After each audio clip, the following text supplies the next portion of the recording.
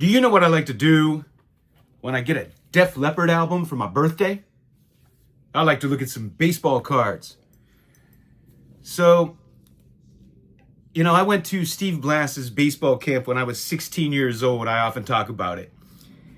And it was at a private school outside of the Pittsburgh area called Kiski Prep. And the kids there were a little older than me. And as I was walking through the campus when I first got there and walking around, checking the place out, there were some kids there in summer classes, and there was a window open up in one of the dorms, and they were blasting "Foolin'" by Def Leppard.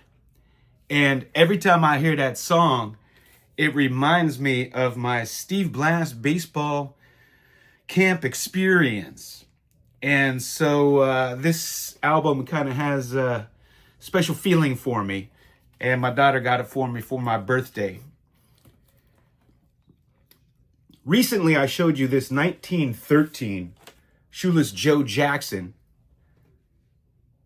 National Police Gazette. Now, I got a really nice piece. So that's from 1913. This is it's the full newspaper. It's the full Gazette. And this is from the 1918 to 1922 series. And it has on the front Smokey Joe Wood.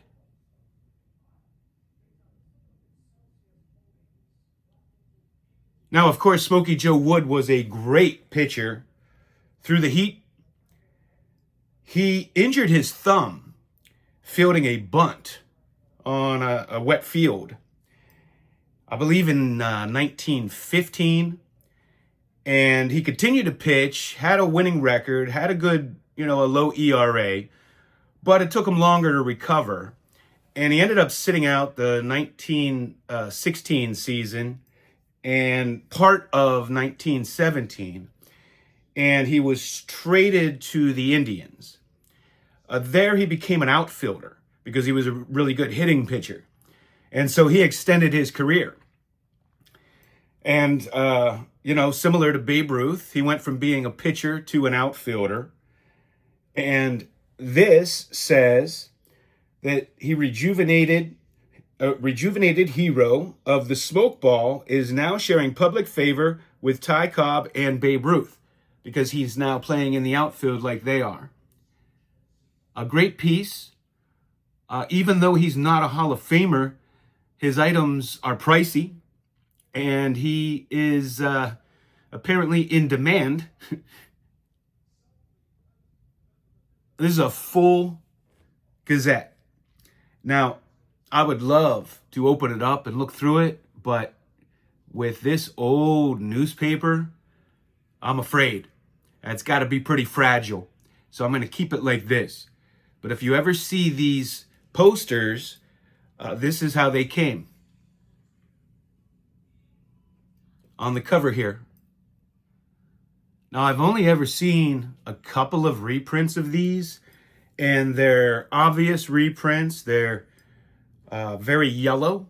They don't look like a newspaper paper at all.